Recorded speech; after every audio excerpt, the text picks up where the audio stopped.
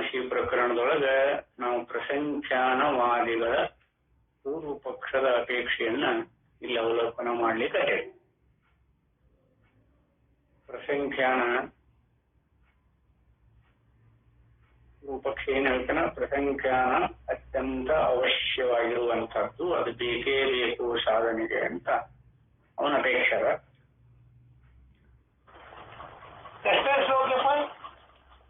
ಇವತ್ತು 15-16 372ನೇ ಪೇಜ್ ರೀ. 372, 73.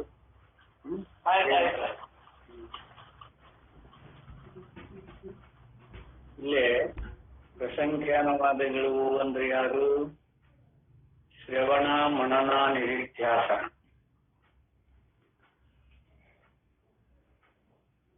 ಇವುಗಳಿಂದನ ಆತ್ಮತತ್ವ ಗೊತ್ತಾಗೋದೇ ಇಲ್ಲ, ಅದರ ಅತ್ಯಂತ ಅವಶ್ಯ ಬೇಕು ಅಂತ ಅವರ ಅಭಿಪ್ರಾಯ. ಶ್ರವಣ ಮನನ ನಿಧಿಧ್ಯಾಸ. ಶ್ರವಣ ಹೇಗೆ ಮಾಡಬೇಕು ಅಂತ ಮಣ್ಣಿನ ದಿವಸ ಹೇಳ್ಕೊಂಡು ಬಂದ. ಮುಂದಿನ ದಿವಸ ಯಥಾರ್ಥವಾಗಿ ಶ್ರವಣ ಯಾವ ರೂಪದೊಳಗೆ ಇದ್ರೆ ಶ್ರವಣ ಅಂತಾರ. ಸುಮ್ಮನೆ ಶಬ್ದದ ಅರ್ಥ ಹೇಳ್ಕೊಂಡು ಬಂದರಲ್ಲ. ಯಾವುದೇ ಶಬ್ದ ಆಗಲಿ ಎಲ್ಲಿವರೆಗೆ ಅನುಭವಕ್ಕೆ ವಿಷಯವಾಗುವುದೆಂಬುದು ದೃಢವಾಗುವುದಿಲ್ಲವೋ ಅಲ್ಲಿವರೆಗೆ ಅದಕ್ಕೆ ಶ್ರವಣ ಅಂತ ಕರ್ಲಿಕ್ಕೆ ಆಗೋದಿಲ್ಲ.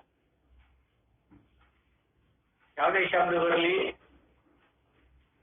ಆ ಶಬ್ದ ಅರ್ಥರೂಪವಾಗಿ ಎಲ್ಲಿ ಪರ್ಯವಸಾನ ಆಗ್ತದ, ಅನುಭವ ಪರ್ಯಂತರ ಪರ್ಯವಸಾನ ಆಗುವ ಕ್ರಮಕ್ಕನ ಶ್ರವಣ ಅಂತ ಕರೆದಿರು ವೇದಾಂತಿಗಳು. ಬರೀ ಶಬ್ದವನ್ನು ಈ ಕಿವಿಯಿಂದ ಕೇಳೋದಕ್ಕೆ ಕರೆದಿಲ್ಲ. ಇದನ್ನು ನಾವು ಎಂದೂ ನೆನಪಿಟ್ಟಿರ್ಬೇಕು. ಶ್ರವಣ ಶ್ರವಣ ಶ್ರವಣ ಅಂತ ಆಗ ಅನುಭವದೊಳಗೆ ಪರ್ಯವಸಾನ ಆಗುವ ಪರ್ಯಂತರ ಒಂದು ಶಬ್ದದ ಅರ್ಥವನ್ನ ಶ್ರವಣ ಮಾಡ್ಕೊಂಡಿದ್ದ ಅಂದ್ರೆ ನಾವು ಮುಂದೆ ಮನನ ಮಾಡ್ಕೊಳ್ಳೋ ಅವಶ್ಯಕತೆ ಉಳಿದೇ ಇಲ್ಲ. ಅಲ್ಲಿ ಮನನ ನಿಧಿಧ್ಯಾಸನಗಳ ಅವಶ್ಯಕತೆ ಬೇಕಿರುವುದಿಲ್ಲ. ಶ್ರವಣ ಸಮಕಾಲದೊಳಗನೆ. ಅದಕ್ಕೆ ಇದು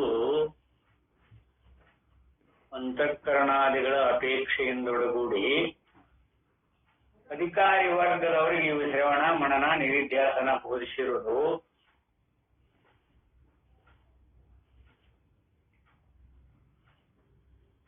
ಯಥಾರ್ಥವಾಗಿ ನೋಡಲ್ಲಿ ಶ್ರವಣ ಮಾಡಬೇಕು, ಮನನ ಮಾಡಬೇಕು, ನಿಧಿಧ್ಯಾಸನ ಮಾಡಬೇಕು ಅಂತ ಯಾಜ್ಞವಲ್ಕರು ಗಾರ್ಕಿಗೆ ಹೇಳ್ಕೊಂಡು ಬಂದಾರ. ಶ್ರೋತ್ರವ್ಯ, ಮಂತವ್ಯ, ನಿಧಿಧ್ಯಾಸಿತವ್ಯ, ಇತ್ತವ್ಯ ಪ್ರತ್ಯಯದಿಂದ ಒಳಗೂಡಿ ಮಾಡಬೇಕು. ಶ್ರವಣ ಮಾಡಬೇಕು, ಮನನ ಮಾಡಬೇಕು, ನಿಧಿಧ್ಯಾಸನ ಮಾಡಬೇಕು. ಅದು ಸಾಧನ. ಮತ್ತೆ ಸಾಧನದಿಂದ ಆತ್ಮ ತತ್ವ ಸಾಧ್ಯ ಅಲ್ಲ ಅಂತ ಶ್ರುತಿ ಪ್ರಮಾಣಾದಿಗಳು ಹೇಳ್ತಾವ. ಮತ್ತೆ ಶ್ರವಣ ಮಾಡೋದಾಗ್ಲಿ ಮನನ ಮಾಡೋದಾಗ್ಲಿ ನಿಧಿಧ್ಯಾಸನ ಅದು ಅಧಿಕಾರಿ ವರ್ಗದವರೆಗೆ ಇಲ್ಲಿ ಬೋಧಿಸಿರುವುದು ಮಾತ್ರ ಅಂತ ಅದು ಅಧಿಕಾರಿ ವರ್ಗಕ್ಕೆ ಅನುಸರಿಸಿಕೊಂಡು ಬೋಧನೆ ಮಾಡಿರುವಂತಹ ಸೌಕರ್ಯ. ಅದನ್ನು ವಿಧಿಪಡಿಸುವಂಗಿಲ್ಲ.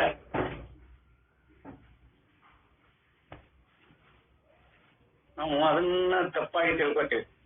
ವಿಧಿನ ಅಂತ ತಿಳ್ಕೊಂಡ್ಬಿಡ್ತೇವೆ ನಾವು. ಶ್ರವಣ ಮನನ ನಿಧಿಧ್ಯಾಸನ ಮಾಡಲಿಲ್ಲ ಅಂದ್ರೆ ಆತ್ಮತತ್ವದೊಳಗೆ ನಮ್ಗೆ ಎಂದೂ ನಿಲ್ಲಕ್ಕೆ ಬರೋದಿಲ್ಲ ಅಂತ ಅದು ವಿಧಿನ ಅದ. ನಮ್ಮ ಪೂರ್ವ ಪಕ್ಷಿ ಅಭಿಪ್ರಾಯ ಆಗದ. ನಿಮ್ಮೆಲ್ಲರದು ಪೂರ್ವ ಪಕ್ಷಿ ಅಭಿಪ್ರಾಯನ ಅಭಿಪ್ರಾಯ. ಮತ್ತೇನು ಪೂರ್ವ ಪಕ್ಷನ ಇಲ್ಲಿದ್ರೆ ಮತ್ತೆ ಅವನಲ್ಲ. ಹಾಗಿದ್ದುಕೊಂಡದ ನಮ್ಮ ಸ್ಥಿತಿ. ಯಥಾರ್ಥ ಅನುಭವ ಗೊತ್ತಾಗದ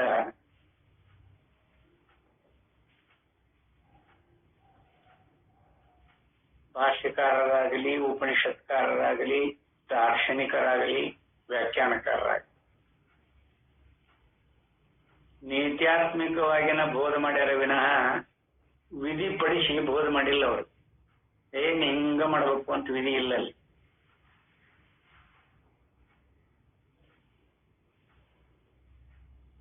ಅಲ್ಲೊಬ್ರು ಇಲ್ಲೊಬ್ರು ಏನೇನೋ ಅದನ್ನ ಕ್ರಮಕ್ಕನುಸರಿಸಿಕೊಂಡು ಇರ್ತಾರೆ.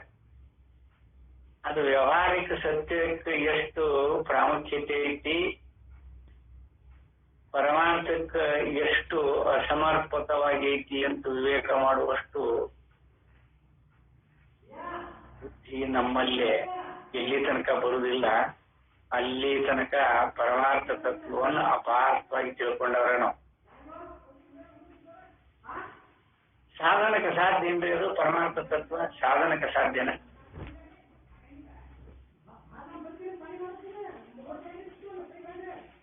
ಸಾಧನೆಗಳನ್ನು ಮಾಡಬೇಕಾದ್ರೆ ಕರ್ತೃತ್ವ ಬೇಕು, ಅಂತಃಕರಣಾದಿಗಳು ಇರಬೇಕು, ಶರೀರ ಇರಬೇಕು ಅಲ್ವಾ?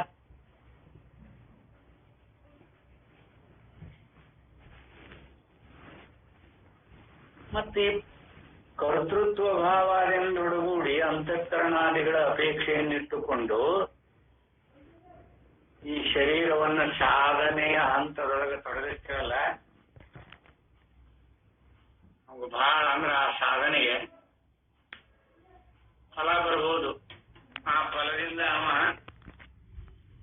ಲೋಕದೊಳಗೆ ಖ್ಯಾತಿ ಪಡಿಬಹುದು, ಪೂಜೆಗೊಳ್ಳಬಹುದು, ಲಾಭನೂ ಪಡಿಬಹುದವ.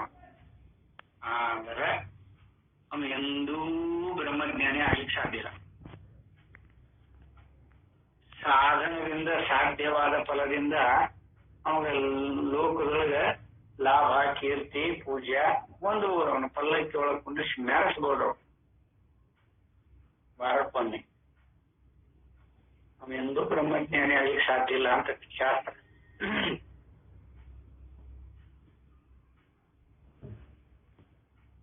ಅವರು ದೇವರಪ್ಪ ಅಂತ ಜನ ಕೊಂಡಾಡಬಹುದು ನಮ್ಮನ್ನ. ಆ ಸಾಧನೆಯ ಫಲದಿಂದ ನಡವರಾಗ ದೇವರಪ್ಪ ಅಂತ ನಮ್ಮನ್ನು ಕೊಂಡಾಡಬಹುದು. ಆಗ ನಾವು ಬ್ರಹ್ಮಜ್ಞಾನಿ ಆಗ್ಲಿಕ್ಕೆ ಸಾಧ್ಯ ಇಲ್ಲ. ಲೋಕ ಕಲ್ಯಾಣಾರ್ಥವಾಗಿ ಏನೇನೇನೇನೋ ಸಾಧನೆಗಳನ್ನ ಮಾಡಿ ಬಹು ಜನರಿಗೆ ಒಳ್ಳೇದಾಗುವಂಗ್ ಮಾಡಿರು, ಇಲ್ಲಂತಲ್ಲ. ಆದ್ರೂ ಬ್ರಹ್ಮಜ್ಞಾನಿ ಅಲ್ಲ.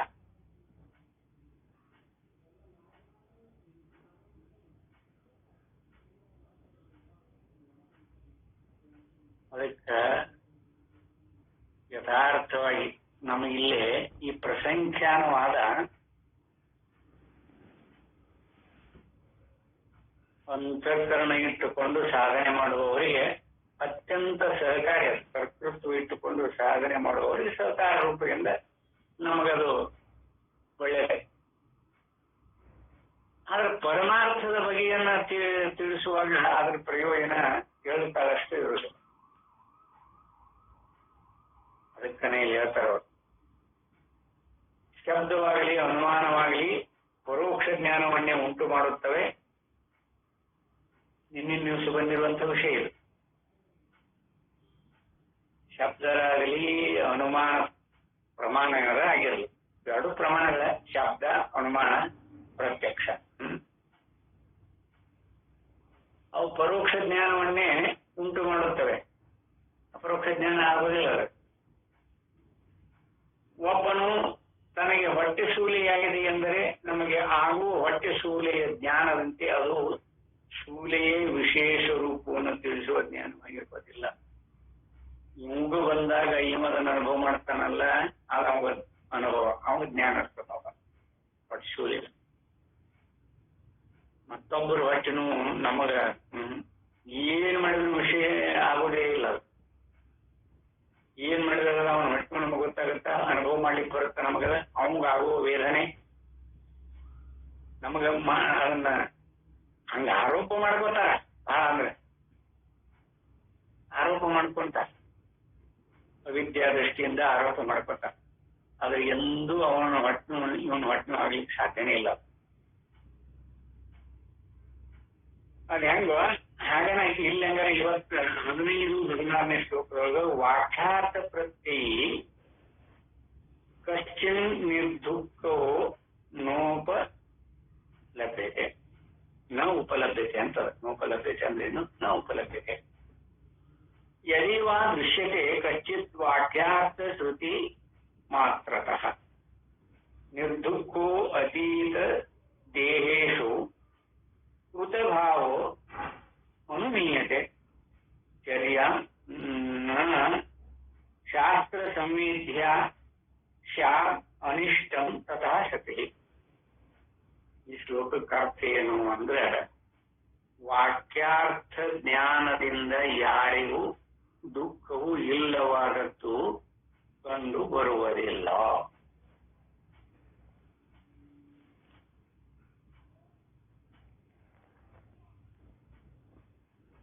ವಾಕ್ಯಾರ್ಥದಿಂದನ ದುಃಖ ನಿರ್ದುಃಖ ಆಗೈತಿ ಅಂತ ಎಲ್ಲಿನೂ ನಾವು ಕಂಡಿಲ್ಲ. ವಾಕ್ಯಾರ್ಥ ಜ್ಞಾನದಿಂದ ನಿಖರವಾಗಿ ಹೇಳ್ತಾರ ಯಾರೋ ಪೂರ್ವ ಪಕ್ಷಿ. ವಾಕ್ಯಾರ್ಥದಷ್ಟು ಪೂರ್ವ ಪಕ್ಷಿ ಅಭಿಪ್ರಾಯನ ಇಲ್ಲಿ ಪರ್ಯಂತರ. ಇನ್ನು 18ನೇ ಶ್ಲೋಕದ ನಂತರ ಸಿದ್ಧಾಂತಿಗಳ ಅಭಿಪ್ರಾಯ ಹೇಳ್ತಾರ. ಅಲ್ಲಿ ಪರ್ಯಂತರ ಇದು ಪೂರ್ವ ಪಕ್ಷಿ ಅಭಿಪ್ರಾಯ. ಇಲ್ಲಿ ಹೇಳ್ತಾವ, ವಾಕ್ಯಾರ್ಥ ಜ್ಞಾನದಿಂದ ಯಾರಿಗೂ ದುಃಖವು ಇಲ್ಲವಾದದ್ದು ಕಂಡು ಬಂದಿರುವುದಿಲ್ಲ.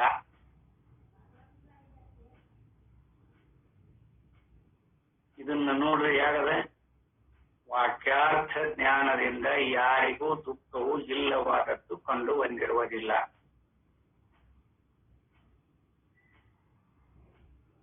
ಮೊದಲ ಈ ದುಃಖರ ಯಾರು ಬಂತು? ಈಗ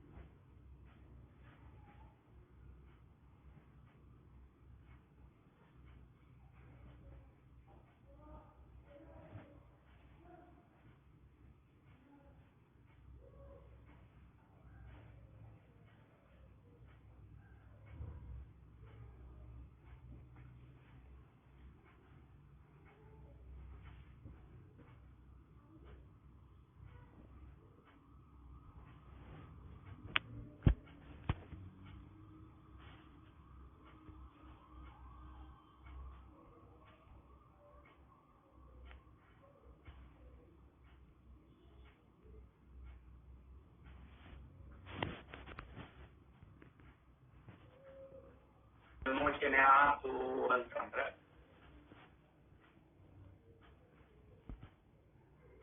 ಅವ ಹಿಂದಿನ ಜನ್ಮದೊಳಗ ಪ್ರಸಂಖ್ಯಾನವನ್ನು ಮಾಡಿದ್ದನೆಂದು ಪೂರ್ವ ಪಕ್ಷಿ ಅವನ ಹಿಂದಿನ ಜನ್ಮದ ಅಭ್ಯಾಸ ಮಾಡ್ಯಾನ. ಅವ ಹಿಂದಿನ ಜನ್ಮದ ಸ್ನೇಹಿತರಿದ್ರು ಏನೋ, ಅವನ್ನ ನಾನು ಬಿಟ್ರಾಮ ಇಲ್ಲ, ಅವನ್ನ ಹಿಂದಿನ ಜನ್ಮದಾಗ ಇವಾಗ ಅನುಭವ ಐತಿ. ಹಿಂದಿನ ಜನ್ಮ ಅವನು ಹಿಂದಿನ ಜನ್ಮದಾಗ ಇವಾಗ ಅನುಭವ ಐತಿ ನೋಡಿ. ಯಾಕಲ್ಪನಾ ಮಾಡ್ಕೊತಾನ ಪೂರ್ವ ಪಕ್ಷಿ. ಕಲ್ಪನೆ. ಅವ ಪ್ರಸಂಖ್ಯಾನವನ್ನು ಮಾಡಿದ್ದೇನೆಂದು ಅನುಮಾನ ಪ್ರಮಾಣದಿಂದ ನಿಶ್ಚಯಿಸಬೇಕಾಗುತ್ತದೆ. ಇವನು ಒಟ್ಟು ಅಭಿಪ್ರಾಯ ಏನ? ವಿಧಿ ಇಲ್ಲದಿದ್ರ, ವಿಧಿ ಪಡಿಸದಾಗಿದ್ರ ಯಾವ ಕರ್ಮಫಲಗಳು ನಮಗ ತಪ್ಪುವುದಿಲ್ಲ ಅಂತ ಪೂರ್ವ ಪಕ್ಷಿ ಅಭಿಪ್ರಾಯ ಆಗದ. ಸಾಧನ ಮಾಡಿರ್ಬೇಕು ನಾವು ಅಂದ್ರೆ ಅದ್ರ ಫಲ ಸಿಗುತ್ತೆ.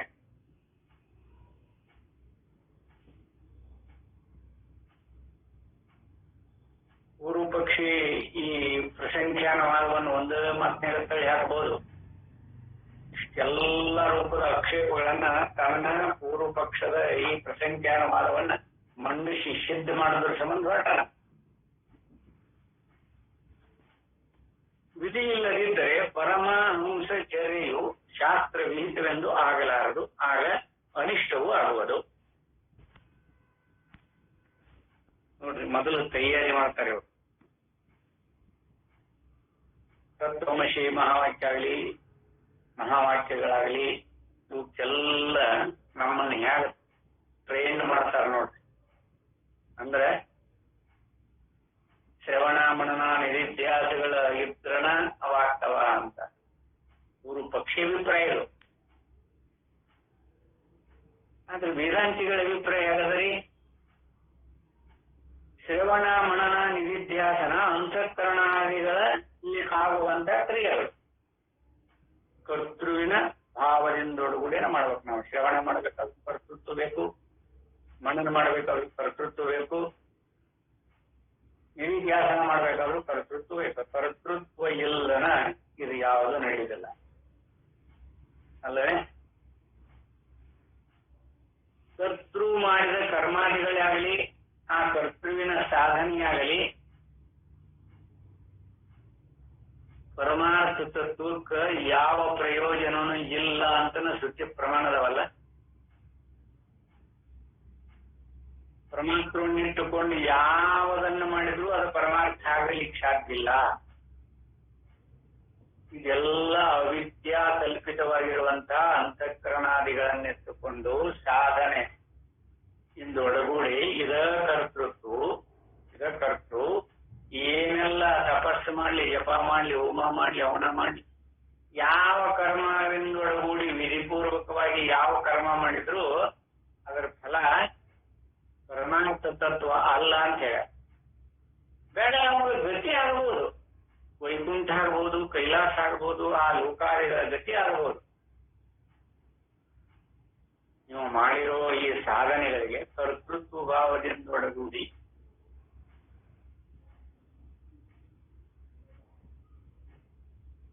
ಹಾಗದ ಇಷ್ಟು ಹೇಳಿದ್ರೆ ಸಾಕಿದ ಪ್ರಸಂಖ್ಯಾನವಾದ ಎಲ್ಲಿ ನಿಲ್ಲುವುದಿಲ್ಲ. ಆದರೂ ಅವ ಅದನ್ನು ಪ್ರಬಲವಾಗಿ ಇಲ್ಲಿ ಮಂಡಿಸ್ಲಿಕ್ಕತ್ತಾನ ಪೂರ್ವ ಪಕ್ಷಿ. ನೋಡ, ಅದನ್ನ ಮಂಡಿಸುವ ಸಂಬಂಧ ಹಿಂದಿನ ಜನ್ಮಗಳಲ್ಲಿ ಪ್ರಸಂಖ್ಯಾನವನ್ನು ಮಾಡಿದ್ದೇನೆಂದು ಅನುಮಾನ ಪ್ರಮಾಣದಿಂದ ನಿಶ್ಚಯಿಸಬೇಕಾಗುತ್ತದೆ. ವಿಧಿ ಇಲ್ಲದಿದ್ದರೆ ಪರಮಹಂಸ ಚರ್ಯೆಯು ಶಾಸ್ತ್ರ ವಿಹಿತವೆಂದು ಆಗಲಾರದು. ಹೆಂಗ ಸನ್ಯಾಸಿಗಳು ಹಿಂಗ ಇರಬೇಕು ಅಂತ ವಿಧಿಪಡಿಸ್ಯಾರ ಇಲ್ವ? ಪರಮಹಂಸ ಚರ್ಯ ಬೇಕಾದ್ರೆ ಶಾಸ್ತ್ರ ವಿಧಿಪಡಿಸಿಲ್ಲ. ವಿಧಿ ಇರಲಿಲ್ಲ ಅಂದ್ರೆ ಯಾವುದೂ ಇರೋದಿಲ್ಲ ಅಂತ ನಂಬೋಣ. ವೇದಗಳ ಅಲ್ಲಿ ಯಾಗ ವಿಧಿ ಪಡಿಸಿದೋ ಆಗ ಇಲ್ಲೆಲ್ಲ ಇದ್ದುಕೊಂಡ ಅವನು ಹಿಂದಿನ ಜನ್ಮದಲ್ಲಿ ನೋಡಿ ಇದನ್ನು ಕಲ್ಪನೆ ಮಾಡ್ಕೊತಾನಂತಿರೋ ಏನು ಅನುಭವದಿಂದ ಹೇಳ್ತಾನೆ. ಅವನ ಹಿಂದಿನ ಜನ್ಮದೊಳಗ ಅವ ಪ್ರಸಂಖ್ಯಾನವಾದವನ್ನ ಮಾಡಿರಬೇಕು. ಅದಕ್ಕಿಲ್ಲಿ ಅವಾಗ ವಾಕ್ಯಾರ್ಥ ಶ್ರವಣ ಮಾತ್ರದಿಂದ ಯಾವನಾದ್ರೂ ನಿರ್ದುಃಖನಾದದ್ದು ಕಂಡು ಬಂದರೆ ಅವ ಹಿಂದಿನ ಜನ್ಮದಾಗ ಪ್ರಸಂಖ್ಯಾನವಾದ ಮಾಡಿರ್ಬೇಕು ಅಂತ ಅನುಮಾನ ಮಾಡ್ತಾನೆ.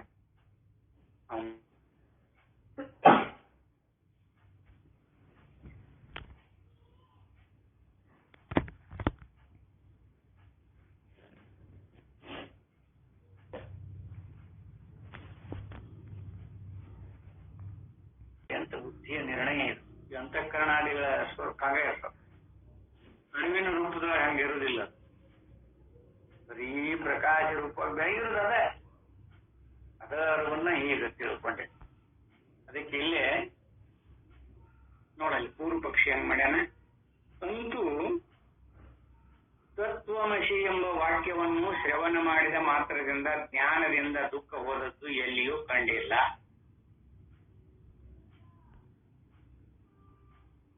ನೋಡ್ರಿ, ತತ್ವಮಸಿ ಎಂಬ ವಾಕ್ಯವನ್ನು ಶ್ರವಣ ಮಾಡಿದ ಮಾತ್ರದಿಂದ ಜ್ಞಾನದಿಂದ ದುಃಖ ಹೋದದ್ದು ಎಲ್ಲಿಯೂ ಕಂಡಿಲ್ಲ.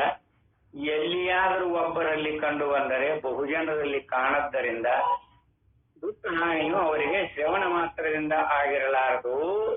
ಹಿಂದಿನ ಜನ್ಮದಲ್ಲಿ ಅವರು ಮಾಡಿದ ಪ್ರಸಂಖ್ಯಾನದಿಂದ ಆಗಿದೆ ಎಂದು ಅನುಮಾನ ಪ್ರಮಾಣದಿಂದ ನಿಶ್ಚಯಿಸಬೇಕಾಗುವುದು.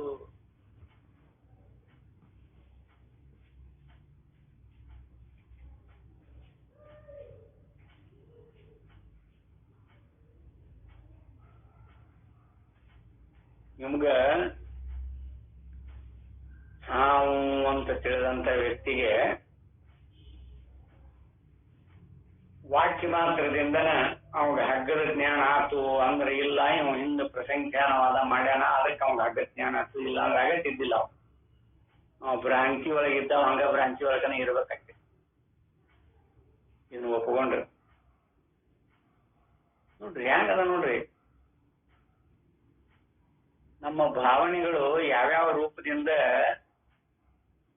ನಾವು ಅವನ್ನ ಬಳಸ್ಕೊತೀವಿ, ಯಥಾರ್ಥವನ್ನು ಬಿಟ್ಟು ಅನ್ಯ ರೂಪದೊಳಗೆ ಹೆಂಗ ಗ್ರಹಣ ಮಾಡ್ಕೋತೀವಿ, ಆ ಗ್ರಹಣ ಮಾಡಿಕೊಂಡದನ್ನು ಸಮರ್ಥಿಸಿಕೊಳ್ಳಕ್ ಏನೇನೋ ಕಲ್ಪನೆಗಳನ್ನು ಮಾಡ್ಕೋತೀವಿ. ಅತ್ಯಂತ ಸರಳ ಸುಗಮವಾಗಿರುವಂತಹದ್ದನ್ನ ಕಾಂಪ್ಲಿಕೇಟೆಡ್ ಮಾಡ್ಲಿಕ್ಕೆ ಎಲ್ಲವೂ ಸಂಶಯಾಸ್ಪದ, ಇಲ್ಲದನ್ನು ಕಲ್ಪನೆ ಮಾಡ್ಕೊಂಡು ಅತಿ ನೇರವಾಗಿ ಇಲ್ಲೇ ತತ್ವಮಸಿ ಎಂಬ ವಾಕ್ಯವನ್ನು ಶ್ರವಣ ಮಾಡಿದ ಮಾತ್ರದಿಂದ ಜ್ಞಾನದಿಂದ ದುಃಖ ಹೋದದ್ದು ಎಲ್ಲಿಯೂ ಕಂಡಿಲ್ಲ. ಅವನು ಶ್ರವಣ ಮಾಡುವ ಯೋಗ್ಯತೆ ಅವನಿಗೆ ಬಂದಿಲ್ಲ ಅಂತ ಅದರ ಅರ್ಥ.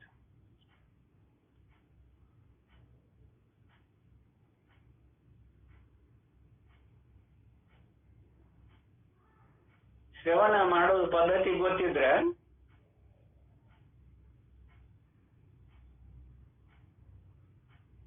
ಅವಾಗ ಆ ಜ್ಞಾನದಿಂದ ದುಃಖ ಹೋಗುವುದಿಲ್ಲ ಅಂತ ಯಾರಿಗೂ ನಿರ್ಣಯ ಮಾಡ್ಲಿಕ್ಕೆ ಆಗೋದಿಲ್ಲ. ಹಗ್ಗದ ಜ್ಞಾನ ಆದ್ಮೇಲೆ ಹಾವಿನ ದುಃಖ ಹೋಗ್ಯದು ಅದು.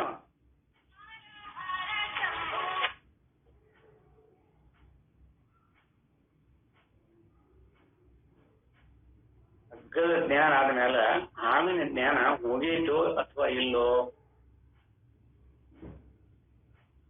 ನೋಡ್ರಿ. ಅದು ಐತಿ ಅಂದ್ರ ಇಲ್ರಿ, ಹಗ್ಗದ ಜ್ಞಾನ ಆದ್ರೂ ಹಾವಿನ ಭಯನ ಇನ್ನೂ ಐತಿ ಅಂತಂದ್ರೆ ಅದು ಹೋಗಿಲ್ಲ ಅಂತ ಹೇಳೋದು.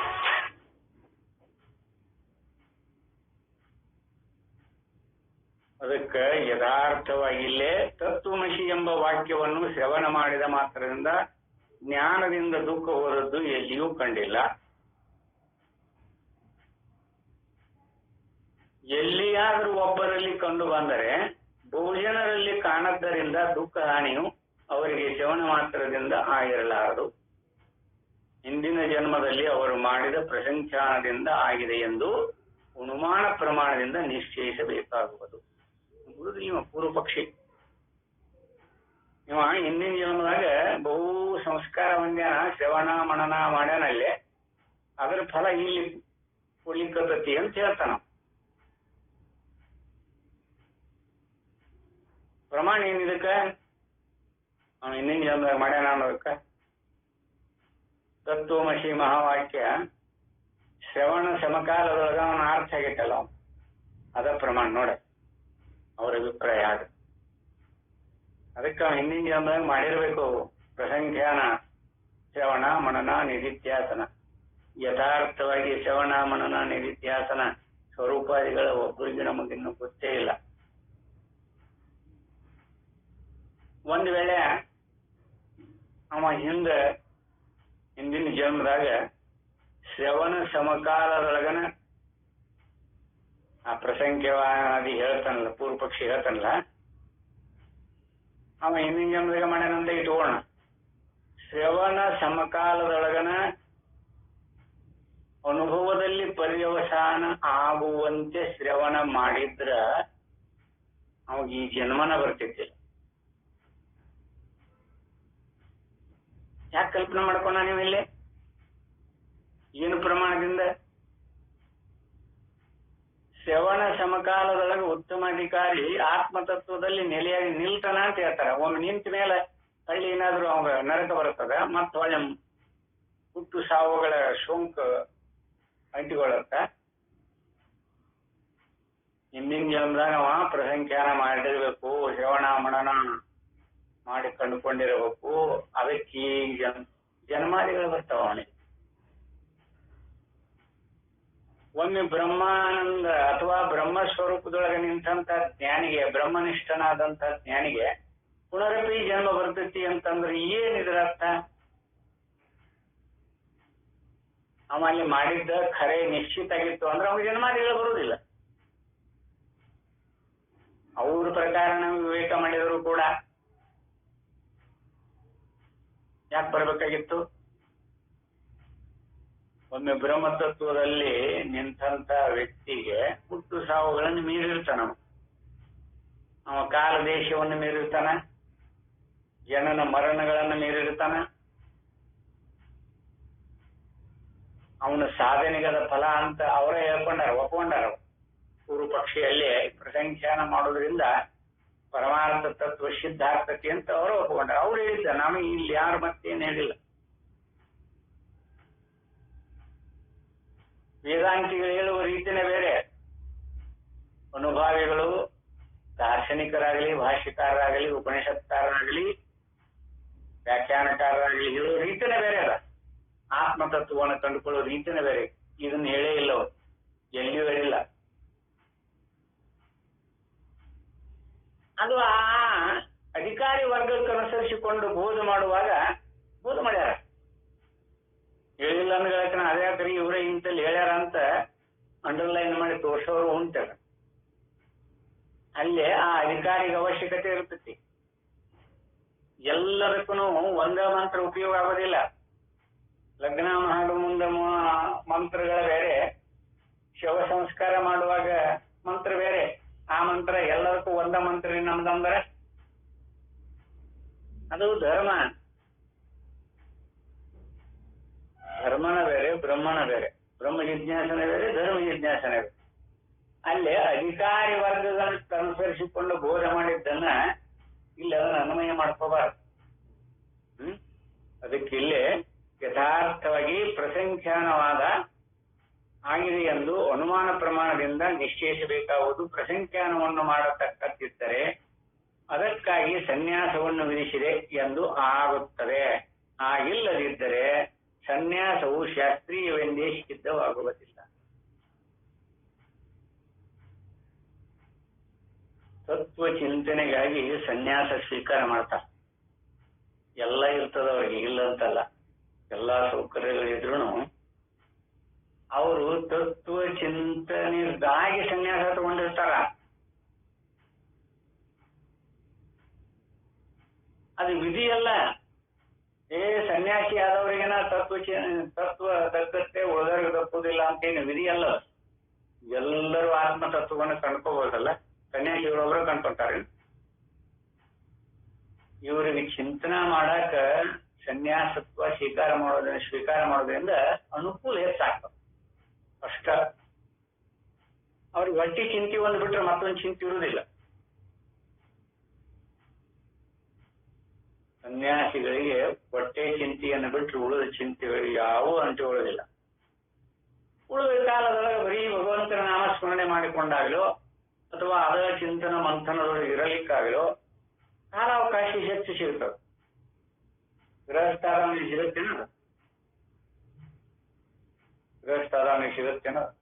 ಸಿಗುವುದಿಲ್ಲ. ಯಾಕಂದ್ರೆ ಏನು ಇಲ್ಲ ಅಂದ್ರೆ ಇಲ್ಲಟ್ಟಿ ಇದಕ್ಕೆ ಹೋಗಿ ಬರ್ಬರಿ ಅಂತ ಕರೀತಾರೆ. ಇಲ್ಲ ಮಕ್ಕಳು ಮರಿ ನೋಡ್ಕೊತೀವ್ರಿ, ನಾವು ಹೋಗ್ಯಾರ ಬರ್ತೀವಿ ಅಂತ ಹೇಳ್ತಾರೆ. ಗೃಹಸ್ಥಾರವರಿಗೆ ಬಿಡುಗಡೆನೇ ಇಲ್ಲ. ಆದ್ರೆ ಸನ್ಯಾಸಿ ಆಗಿತ್ತಂದ್ರೆ ಅವ್ರ ಮನೆಗೆ ಇದ್ರು ಕೂಡ ಅವ್ರಿಗೆ ಏನು ಇರುವುದಿಲ್ಲ. ಅವ್ರು ಏನ ಬಿಡಪ್ಪ, ಅವ್ರ ಪಾಡಿಗೆ ಅವ್ರು ಮಾಡ್ಕೊಂಡಿರ್ತಾರೆ. ನಮ್ಗೆ ಆಗ್ತಪ್ಪ, ಅವ್ರು ಯಾವ ಕ್ರಿಯಾ ಕಾರ್ಯಗಳನ್ನು ಯಾರು ಹೇಳಿ ಹೋಗುದಿಲ್ಲ ಸನ್ಯಾಸಿಗಳು. ಯಾಕ? ಅವ್ರ ಹಾಲಿ ಬದ್ಲಿ ಆಗದ. ಅವ್ರಿಗೆ ಭಗವಂತನ ಚಿಂತನೆ ಬಿಟ್ರೆ ಮತ್ತೊಂದು ಯಾವುದನ್ನು ಅಪೇಕ್ಷೆ ಪಡೋದಿಲ್ಲ. ಊಟಕ್ಕೆ ಕರೆದಾಗ ಊಟಕ್ಕೆ ಹೋಗ್ತಾರ. ಅವ್ರ ಕರೆಗೆ ತನಕ ಹೋಗೋದಿಲ್ಲ. ಅದು ಹೀಗೆಲ್ಲ ಇರ್ತದ ಅವ್ರಲ್ಲಿ. ಎಲ್ಲಿದ್ರು ಸನ್ಯಾಸಿಗಳು ಭಗವಂತನ ಚಿಂತನೆ ಮಾಡಕಂತೇಳಿನ ನೋಡು, ತತ್ವ ಚಿಂತನೆ ಕಂಡ್ಕೋಬೇಕಂತನ ಸನ್ಯಾಸ ತಗೊಂಡಿರ್ತಾರ. ಅದು ವಿಧಿ ಅಲ್ಲ, ಅನುಕೂಲ ಮಾಡ್ಕೊತಾರ ಅಷ್ಟ. ಆದ್ದರಿಂದ ಸದಸ್ಥಿತಿ ಫಲಂ ಚ ಉಕ್ತಂ ವಿಧೇಯಂ ಸಾಧನಂ ಯತಃ ನ ತದನ್ಯ ಪ್ರಸಂಖ್ಯಾನ ಪ್ರಸಿದ್ಧಾರ್ಥಂ ಇಷ್ಯತೆ. ನೀನು ಸದ್ರೂಪ ಬ್ರಹ್ಮವಾಗಿರುವೆ. ಎಂಬ ಫಲವನ್ನು ಹೇಳಿ ಸಾಧನವನ್ನು ವಿಧಿಸಬೇಕಾಗಿರುತ್ತದೆ ಅಲ್ಲವೇ? ನೋಡಿ ಹೆಂಗ ಅಂಥ ಪ್ರಸಿದ್ಧಾರ್ಥವಾದ ಸಾಧನವು ಪ್ರಸಂಖ್ಯಾನವನ್ನು ಬಿಟ್ಟರೆ ಮತ್ತೆ ಯಾವುದೂ ಇಲ್ಲ. ಊರು ಪಕ್ಷಿ ಗಟ್ಟಿ ಹಿಡ್ಕೊಂಡ ನಾವು ಏನ್ ಹೇಳ್ತಾನವ? ನೀನು ಸದ್ರೂಪ ಬ್ರಹ್ಮನಾಗಿರುವೆ. ಒಪ್ಕೋತಾನೆ ಇದನವ. ನೀನು ಸದ್ರೂಪ ಬ್ರಹ್ಮ ಸ್ವರೂಪನಾಗಿದ್ದೀಯಪ್ಪ.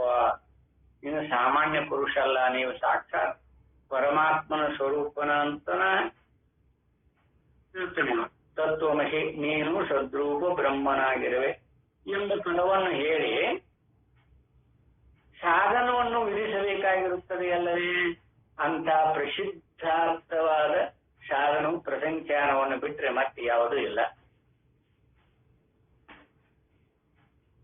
ನೋಡಿ ಹೆಂಗ ಈ ತತ್ವಮಸಿ ಅಂತ ಹೇಳುವ ಫಲ ಅದೇನಂತರ ನೀನು ಸದ್ರೂಪ ಬ್ರಹ್ಮನಾಗಿರುವೆ ಅಂತ ಅವ್ರು ಹೇಳಿದ್ರು. ಅಂದ್ರೆ ಯಾರು ಹೇಳಿದ್ರು? ಶ್ರುತಿ ಹೇಳ್ತಾನೆ. ತತ್ವಮಸಿ ನೀನು ಸದ್ರೂಪ, ನೀ ಬ್ರಹ್ಮನೇ ಅದೇ ನೀನಾಗಿದ್ದಿ ಅಂತ ಹೇಳಿ.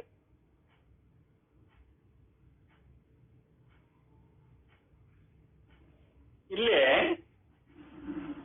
ಆ ಫಲವನ್ನು ಹೇಳಿ ನೀನು ಪರಬ್ರಹ್ಮ ಸ್ವರೂಪನಾಗಿದ್ದೀಯಪ್ಪ, ಏನು ಸಂದೇಹ ಪಡುವಂತಹದ್ದೇನು ಓದಿಲ್ಲ ಅಂತ ಹೇಳಿ ಮುಂದೆ ಸಾಧನವನ್ನು ವಿಧಿಸ್ಬೇಕಾಗಿತ್ತನ ಅಲ್ಲೇನದ? ಅವಾಗದ್ರ ಯಥಾರ್ಥ ಸ್ವರೂಪ ತತ್ವಮಸಿ ನೀನ ಬ್ರಹ್ಮ, ಪರಮಾತ್ಮನ ನಾನ ಹೋಗು, ಮತ್ತೆಲ್ಲಿ ಇನ್ನೆಲ್ಲಿ ಐತಿ ಅಂತ. ಬೆಳಿಗ್ಗೆ ಡಾಕ್ಟರು ಒಂದು ಪ್ರಶ್ನೆ ಮಾಡಿದ್ರು. ಬ್ರಹ್ಮನಿಷ್ಠ ಮತ್ತು ಶ್ರೋತ್ರಿಯ ಬ್ರಹ್ಮನಿಷ್ಠ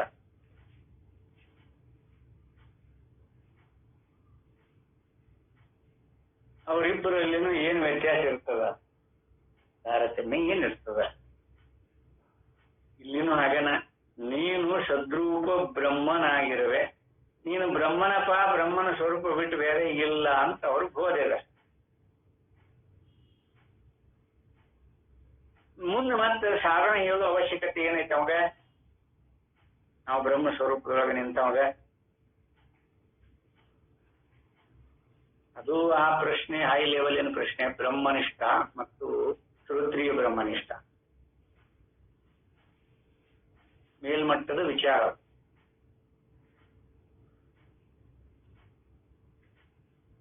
ಆದ್ರೆ ಬ್ರಹ್ಮನಿಷ್ಠತ್ವದೊಳಗ ಏನಿರ್ತದ, ಶ್ರೋತ್ರಿಯತ್ವನಲ್ಲಿ ಏನಿರ್ತತಿ ಅಂತ ಬಿಡಿಸಿ ನೋಡ್ಕೊಳ್ಳದೆ ಇರುವಾಗ ಅದು ಸಂದೇಹ ಬಂದೇ ಬರುತ್ತೆ. ಬ್ರಹ್ಮನಿಷ್ಠ ಎಂದು ಬ್ರಹ್ಮ ಹೀಗಿದ್ದಾನ ನೋಡ್ಕೊಳ್ರಿ ಅಂತ ಯಾರಿಗೆ ಬೋಧ ಮಾಡಿಲ್ಲ. ಯಾರಿಗ್ಯಾರ ಬೋಧ ಮಾಡ್ಯಾರ? ನಾವು ಯಾಕೆ ಬೋಧ ಮಾಡಲಿಲ್ಲ? ಅವ ಏಕಾತ್ಮ ಪ್ರತ್ಯಯದೊಳಗಿರ್ತಾನ, ಅದೇ ನಿಷ್ಠೆಯೊಳಗಿರ್ತಾನ, ವ್ಯವಹಾರ ಇರುವುದಿಲ್ಲ ಅವನಲ್ಲಿ. ಏಕಾತ್ಮ ಪ್ರತ್ಯಯ ರೂಪದಿಂದ ಒಳಗೂಡಿ ಯಾರಿಗೆ ಅನುಭವ ಬಂದಿರ್ತದೆ ನೋಡು ಬ್ರಹ್ಮತತ್ವ, ಅಲ್ಲಿ ಪ್ರತ್ಯಯ ಮತ್ತು ಉತ್ಪತ್ತಿ ಆಗೋದಿಲ್ಲ. ಒಂದ ಪ್ರತ್ಯಯ, ಅದು ಯಾವುದು? ಆತ್ಮತತ್ವದ ಪ್ರತ್ಯಯ. ಅವನ ಬ್ರಹ್ಮನಿಷ್ಠತ್ವ ಬ್ರಹ್ಮಜ್ಞಾನಿ ಅಂತ ಕರೀತಾರೆ. ಇವನು ಬ್ರಹ್ಮಜ್ಞಾನಿನ ಶ್ರೋತ್ರಿಯ, ಇವನು ಬ್ರಹ್ಮನಿಷ್ಠತ್ವದೊಳಗೆ ನಿಂತಿರ್ತಾನ. ಅವನಿಗೆ ಇವನಿಗೆ ಏನ್ ವ್ಯತ್ಯಾಸ ಅಂದ್ರ ಅವಾಗ ಪ್ರತ್ಯಯ ರೂಪ ಯಾವುದು ಉತ್ಪತ್ತಿ ಆಗುದಿಲ್ಲ. ಬ್ರಹ್ಮನಿಷ್ಠನೊಳಗೆ ಅವ ಹೇಳುದಿಲ್ಲ ಯಾರಿಗೇನು, ತನ್ನಷ್ಟಕ್ಕೆ ಆನಂದ ರೂಪವಾಗಿ ಇದ್ದು ಬಿಡ್ತಾನೆ. ಯಾರೊಬ್ಬರು ಕೇಳಿದ್ರು ಹೇಳುದಿಲ್ಲ. ಅಂತವ್ರು ಅನೇಕ ಜನ ನೋಡ್ಕೊಂಡು ಬಂದೇವೆ ನಾವಲ್ಲ, ಬ್ರಹ್ಮನಿಷ್ಠತ್ವದೊಳಗಿದ್ದವ್ರು ಅನೇಕ ಜನ. ನಮ್ಮ ಭರತ ಖಂಡದೊಳಗಂತೂ ಅಂಥ ಮಹಾನುಭಾವರು ಸಾಕಷ್ಟು ಜನ. ಈಗೂ ಹಿಮಾಲಯ ಪರ್ವತದೊಳಗೆ ಅನೇಕ ಜನ ಅದಾರ. ಹಂಗೆ ನೋಡಾಕ ಅವ್ರು ಹುಚ್ಚರಂಗ ಕಾಣ್ತಿರ್ತಾರ. ಪ್ರತ್ಯಯಗಳ ಉತ್ಪತ್ತಿನೇ ಇಲ್ಲ ಅಲ್ಲಿ ಅವರಲ್ಲಿ. ಪ್ರತ್ಯಯಗಳ ಉತ್ಪತ್ತಿ ಯಾವುದೇ ಇಲ್ಲ ಅಲ್ಲಿ. ಏಕಾತ್ಮ ಪ್ರತ್ಯಯ ಸಾರಮ. ಬ್ರಹ್ಮತತ್ವದೊಳಗಿನಿಂದ ಅಖಂಡ ಎಲ್ಲವೂ ಮತ್ತೊಂದಿದ್ದು ಹೇಳ್ಬೇಕಲ್ಲ. ಬ್ರಹ್ಮ ಎಲ್ಲವೂ ತಾನಾಗಿರುವಾಗ ಯಾರಿಗೆ ಹೇಳ್ಬೇಕವಲ್ಲೇ ಬ್ರಹ್ಮನಿಷ್ಠ?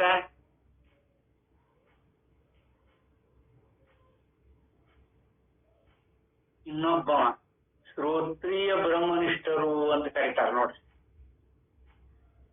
ಅದು ಪುರಾಣದ ಕಥೆ ಬೇರೆ ಬೇರೆ ಅದ.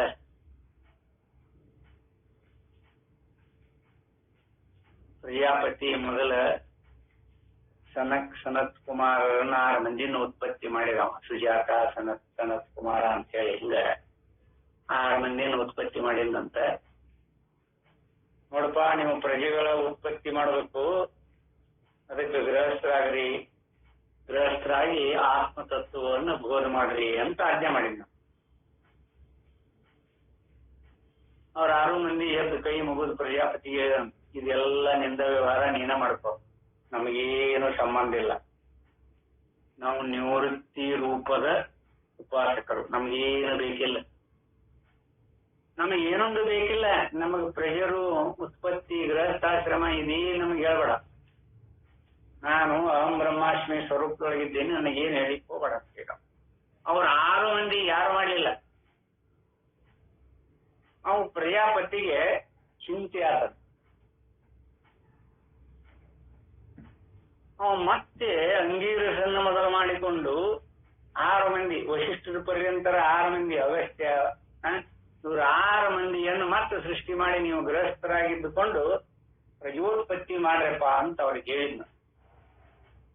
ಮತ್ತೆ ಪ್ರಜೋತ್ಪತ್ತಿ ಮಾಡಿಕೊಂಡನು ನೀವು ಆತ್ಮತತ್ವವನ್ನು ಬೋಧ ಮಾಡಬೇಕು ಅಂತ ಹೇಳಿ ಅವರು ಪ್ರವೃತ್ತಿ ರೂಪದಿಂದೊಡಗೂಡಿ ಅವರ ಈ ಶ್ರೋತ್ರಿಯತ್ವದಿಂದ ಒಡಗೂಡಿದವರು ಅವರನ್ನು. ಅಲ್ಲಿ ಅದು ಪುರಾಣದ ಕಥೆಗಳು. ಇಲ್ಲಿ ಏನಾಗಿರ್ತದ ಹೇಳ್ರಿ ನೋಡೋಣ. ಇಲ್ಲಿ ಬ್ರಹ್ಮನಿಷ್ಠತ್ವ ಬಂದಿಲ್ಲ ಏನೋಗ, ಶ್ರೋತ್ರಿಯತ್ವ ಇದ್ದವಾಗ ಬ್ರಹ್ಮನಿಷ್ಠತ್ವದ ಇರ್ತಾನ.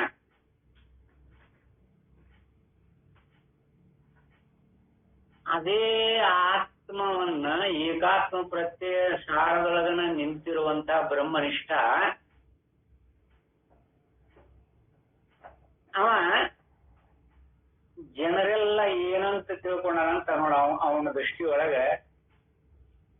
ಶ್ರೋತ್ರಿಯತ್ವದಿಂದ ಒಳಗೂಡಿದವಾಗ ಜೀವ ಭಾವ ಇರ್ತವ, ಅವ್ರಿಗೆ ಇರುವುದಿಲ್ಲ. ಬ್ರಹ್ಮನಿಷ್ಠತ್ವರಿಗೆ ಜೀವಭಾವ ಇರುವುದಿಲ್ಲ, ಶರೀರಾದಿಗಳಿರುವುದಿಲ್ಲ. ನಮ್ಮ ದೃಷ್ಟಿಯೊಳಗೆ ಅವ್ರ ಶರೀರ ಕಾಣ್ತಿರ್ತೈತಿ, ಅವ್ರಿಗೆ ಶರೀರ ಐತಿಲ್ರಿ, ಅವರು ಒಂತಾರಲ್ರಿ, ತತ್ವಜ್ಞಾನಿ ಅನ್ನೋವನು ಎಲ್ಲ ಊಟ ಮಾಡ್ತಾನ, ಸ್ನಾನ ಮಾಡ್ತಾನ, ಮಳಿ ಕಾಣಿತಂದ್ರೆ ಈಜ್ ಹೊಡಿತಾನ. ಅವರು ಬ್ರಹ್ಮಜ್ಞಾನಿಗಳು ಅಂದ್ರೆ ಬ್ರಹ್ಮನಿಷ್ಠತ್ವದಾಗ ನಿಂತವ್ರಿಗೆ ಇಂಥದ್ದ ಬೇಕು ಇಂಥದ್ದ ಬೇಡ ಅಂತ ನಿರ್ಣಯ ಇರೋದಿಲ್ಲ. ತಣ್ಣೀರು ಬಂದ್ರು ತಣ್ಣೀರು ಮಾಡ್ತಾರೆ, ಬಿಸಿನೀರು ಬಂದ್ರು ಬಿಸಿನೀರು ಮಾಡ್ತಾರೆ, ಏನು ಸಿಗ್ತೈತೆ ಅದು ಅವ್ರಿಗೆ ಇಂಥದ್ದ ಅಂತ ಗೊತ್ತೇ ಇರೋದಿಲ್ಲ. ಅವ ಬ್ರಹ್ಮನಿಷ್ಠ. ಶ್ರೋತ್ರಿಯತ್ವ ಇದ್ದವ ಹಂಗಲ್ಲ.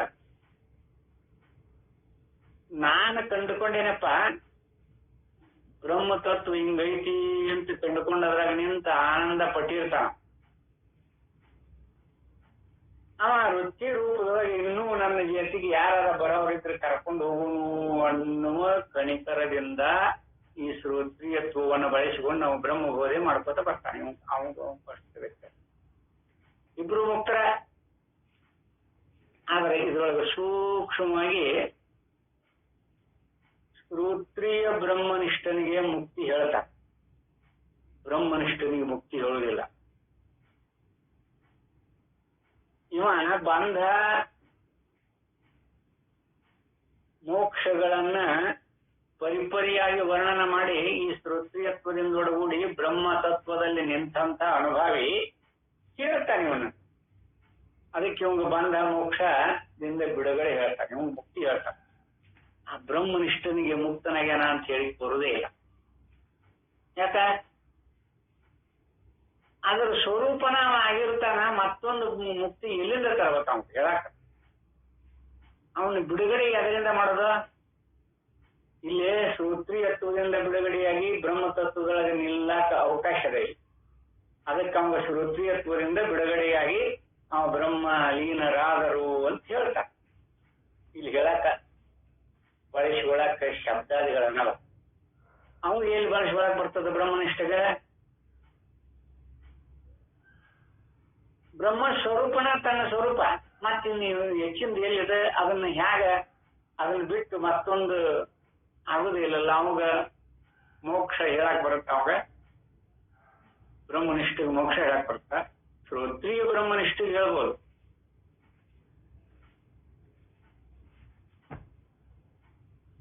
ಅದಕ್ಕೆ ಅವು ಎರಡು ಫಲ ಒಂದೇ, ಇಬ್ಬರಿಗೂ ಫಲ ಒಂದೇ. ಅವನು ಮುಕ್ತನಾಗ್ತಾನೆ, ಇವನು ಮುಕ್ತನಾಗ್ತಾನೆ. ಆದ್ರೆ ಅವ ಆಗುವ ರೀತಿ ಹೇಗದ, ಅವ ಇದ್ದಾಗನೇ ಅದರ ಆನಂದ ಪಟ್ಟು ಬಂದುಬಿಟ್ಟಿರ್ತಾನೆ. ಅವಾಗ ಅದನ್ನ ಪಡ್ಕೋಬೇಕು ಅನ್ನೋ ವಿಚಾರ ಇರೋದಿಲ್ಲ.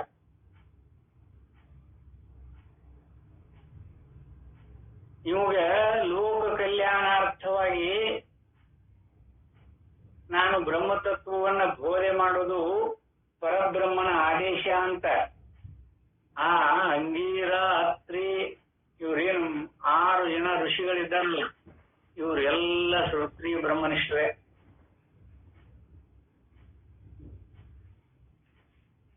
ಅದನ್ನು ಅನುಸರಿಸಿಕೊಂಡು ಅವ್ರಿಗೆ ಪ್ರವೃತ್ತಿ ಮಾಡಿರ್ತಾರೆ. ಸನತ್, ಸುಜಾತ, ಸುನಂದ ಇವ್ರೇನಿದ್ದಾರಲ್ಲ 6 ಮಂದಿ ಸನತ್ ಕುಮಾರರು, ಅವರಿಗೆ ನಿವೃತ್ತಿ ಮಾರ್ಗದ ಋಷಿಮುನಿಗಳು. ಅವ್ರಿಗೆ ಯಾವುದು ಬೇಕಿಲ್ಲ. ಮತ್ತ ಅವ್ರು ಯಾವ ಕಾಲ ದೇಶವನ್ನು ಕಟ್ಟು ಬಿದ್ದವರಲ್ಲ.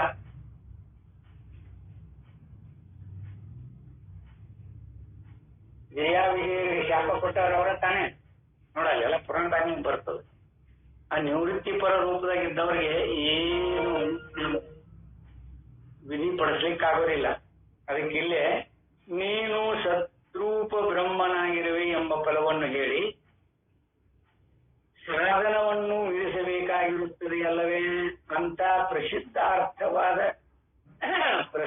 ಸಾಧನವು ಪ್ರಸಂಖ್ಯಾನವನ್ನು ಬಿಟ್ಟರೆ ಮತ್ತೆ ಯಾವುದೂ ಇಲ್ಲ. ಪೂರ್ವ ಪಕ್ಷಿ ಅದಕ್ಕೆ 10 ಸ್ಟೀಲ್ ಹಾಕ್ತಾನ. ಅದು ಅನುಭವದೊಳಗೆ ನೋಡಿದ್ರೆ ಐತನದು. ಅದಕ್ಕೆ ತತ್ವಮಸಿ ಎಂದು ಹೇಳಿರುವುದು ಫಲವು. ಇಲ್ಲೇ ಅದಕ್ಕೆ ದೃಷ್ಟಾಂತ ಕೊಟ್ಟರು. ಸ್ವರ್ಗ ಕಾಮನಾದವನು ಜ್ಯೋತಿಷ್ಠೋಮ ಯಜ್ಞವನ್ನು ಮಾಡಬೇಕು. ನೋಡ, ಜ್ಯೋತಿಷ್ಠೋಮ ಮಾಡಿದ್ರೆ ನಮಗೆ ಸ್ವರ್ಗ ಕಾಮಾದಿಗಳು ಲಭ್ಯ ಆಗ್ತವ. ಸ್ವರ್ಗದೊಳಗಿರುವಂತಹ ಕಲ್ಪತೇನು, ಕಾಮಧೇನು, ಕಲ್ಪವೃಕ್ಷ ನಮಗ ಅನುಗ್ರಹಕತಿ. ಏನ್ ಮಾಡಿದ್ರೆ ಜ್ಯೋತಿಷ್ಠೋಮವನ್ನು ಮಾಡಿದ್ರೆ, ಅದನ್ನ ಮಾಡಿದ್ರೆ ಇದು ವಿಧಿಪಡಿಸ್ತತಿ. ಸ್ವರ್ಗ ಕಾಮನಾದವನು ಸ್ವರ್ಗ ಪ್ರಾಪ್ತಿ ಬೇಕು ನನಗ ಅಂತನ್ನುವಂತವಾಗ ಜ್ಯೋತಿಷ್ಠೋಮ ಮಾಡೋದು. ಜ್ಯೋತಿಷ್ಠೋಮ ಅಂದ್ರೆ ಗೊತ್ತಿಲ್ಲ ಅಲ್ಲ. ಜ್ಯೋತಿ ಅಂದ್ರೆ ಏನು? ಜ್ಯೋತಿ ಅಂದ್ರೆ ಪ್ರಕಾಶ. ಆ ಪ್ರಕಾಶ ರೂಪವಾಗಿರುವಂತಹ ನೋಡ, ಅದಕ್ಕೆ ಜ್ಯೋತಿಷ್ಠೋಮ ಅಂತ ಕರೀತಾರೆ. ಇದೊಂದು ಕ್ರಿಯಾ, ಇದನ್ನು ವಿಧಿಪಡಿಸ್ಯಾರ. ಅಂದ್ರೆ ಅರ್ಥನೇ ಬೇರೆ, ಮಾಡೋದೇ ಬೇರೆ. ಹೇಳಿ ಎಂದಂತೆ ನೀನು ಸದ್ರೂಪ ಬ್ರಹ್ಮತತ್ವವನ್ನು ಹೊಂದಬೇಕಾದರೆ ಪ್ರಸಂಖ್ಯಾನವನ್ನು ಮಾಡಬೇಕು ಎಂದು ವಿಧಿಯನ್ನು ಕಲ್ಪಿಸಬೇಕು. ಏಕೆಂದರೆ ಪ್ರಸಂಖ್ಯಾನದಿಂದ ವಸ್ತು ಸಾಕ್ಷಾತ್ಕಾರವಾಗುವುದು ಲೋಕದಲ್ಲಿ ಪ್ರಸಿದ್ಧವಾಗಿರುತ್ತದೆ. ಸದ್ರೂಪವೇ ಬ್ರಹ್ಮವೆಂಬ ಅನುಭವವೇ ಫಲವೆಂದು ಇಲ್ಲಿ ಹೇಳಿರುತ್ತದೆ. ತಸ್ಮಾತ್ ಅನುಭವಾಯೈವ ಸಂಚೀಕ್ಷಿತ ಯತ್ನತಃ ತ್ಯಜನ್ ಸಾಧನ ತತ್ ಸಾಧ್ಯ ವಿರುದ್ಧಂ ಶಮಾನಾದಿಮಾನ್. ಆದ್ದರಿಂದ ಸಾಧನ ಮತ್ತು ಅದರ ಸಾಧ್ಯ ಇವುಗಳಿಗೆ ವಿರುದ್ಧವಾದ ಕರ್ಮಾದಿಗಳನ್ನು ಬಿಟ್ಟು ಅನುಭವವಾಗುವುದಕ್ಕಾಗಿ ಶಾಂತ್ಯಾದಿ ಕರ್ಮಗಳಿಂದೊಳಗೂಡಿ ಯತ್ನಪೂರ್ವಕವಾಗಿ ಪ್ರಸಂಖ್ಯಾನವನ್ನು ಮಾಡಬೇಕು. ಬೃಹದಾರಣ್ಯಕದೊಳಗೆ ತಸ್ಮಾದೇವಂ ವಿಚಾಂತೋ ದಾಂತಃ ಉಪರತ ತಿತಿಕ್ಷು ಸಮಾಹಿತೋ ಭೂತ್ವಾದ್ ಆತ್ಮನ್ನೇ ವಾ ಆತ್ಮನಾಂ ಪಶ್ಯತಿ ಎಂಬ ಧೃತಿಯಲ್ಲಿ ಶಾಂತ್ಯಾದಿ ಸಾಧನಗಳನ್ನು ಹೇಳಿದೆ. ಅದರಿಂದ ಆತ್ಮಾನುಭವವಾಗುವುದೆಂದೂ ಹೇಳಿದೆ. ಆದ್ದರಿಂದ ಅನುಭವಕ್ಕಾಗಿ ಪ್ರಸಂಖ್ಯಾನ ಮಾಡಬೇಕೆಂಬುದೇ ತತ್ವಮಸಿ ಮುಂತಾದ ವಾಕ್ಯಗಳ ತಾತ್ಪರ್ಯವು ಎಂಬುದು ಪೂರ್ವಪಕ್ಷಿಯ ಆಶಯವು. ತತ್ವಮಸಿ ಮಹಾವಾಕ್ಯ ಹೇಳಲಿಕ್ಕೆ ತಾತ್ಪರ್ಯ ಏನು ಅಂತ ಮೊದಲಿನೆಲ್ಲ ಬಿಡಿಸ್ಕೊಂಡು ಹೋಗ್ತಾರೆ. ಆಮೇಲೆ ತತ್ವಮಸಿ ಇವುಗಳ ಶಬ್ದಗಳನ್ನ ಅನುಸರಿಸಿಕೊಂಡು ಅಲ್ಲಿ ಅನುಭವದೊಳಗೆ ಇದು ಯಾಕೆ ಕಾಣ್ತತಿ ಅಂತ ಮುಂದೆ ತೋರಿಸ್ತಾರಲ್ಲ. ಇಲ್ಲೇ ಅದಕ್ಕೆ ಪೂರ್ವಭಾವಿ ತಯಾರಿ ಇದೆ ಮೊದಲ. ಇನ್ನ ಯಥಾರ್ಥ ರೂಪದೊಳಗ ಸಿದ್ಧಾಂತ ಶಾಸ್ತ್ರಕ್ಕೆ ಅನಾತ್ಮ ನಿಷೇಧದಲ್ಲಿಯೇ ತಾತ್ಪರ್ಯ. ಈಗ ಟಾಪಿಕ್ ಚೇಂಜ್ ಆಗ್ತದೆ.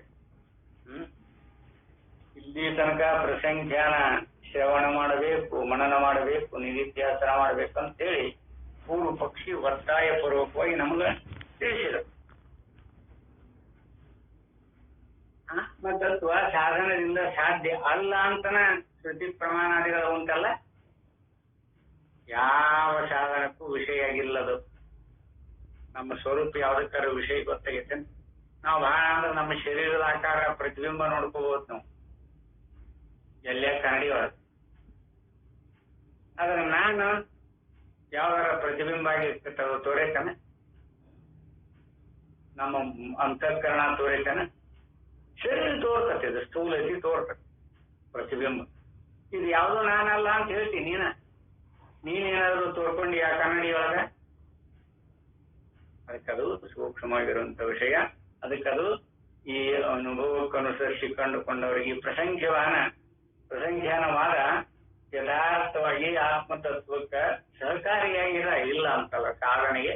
ಅಥವಾ ಆ ಪ್ರಸಂಖ್ಯಾನ ಮಾಡೋದ್ರಿಂದ ಪುನರಪಿ ನಮ್ಮ ಚಿತ್ತ ಅದರೊಳಗನ ಉಳ್ಕೊಳ್ಳುತ್ತೆ ಅನ್ನುವಂಥ ಭಾವದಿಂದ ಒಡಗೂಡಿ ಅದನ್ನು ಹೇಳಿದ್ರು. ಅಂದ್ರೆ ಅಧಿಕಾರಿ ವರ್ಗಕ್ಕೆ ಅನುಸರಿಸಿಕೊಂಡು ಹೇಳುವುದೇ ವಿನಃ ಅನುಭಾವಿಗಳಿಗೆ ಅಲ್ಲದು.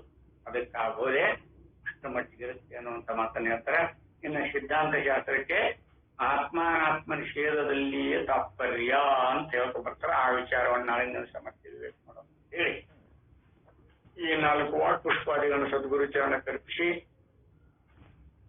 ಇವತ್ತಿನ ಈ ಉಪನ್ಯಾಸಕ್ಕೆ ವಿದಾಯ ಹೇಳ್ತೇನೆ. ಹರಿ ಓಂ ತತ್ಸತ್.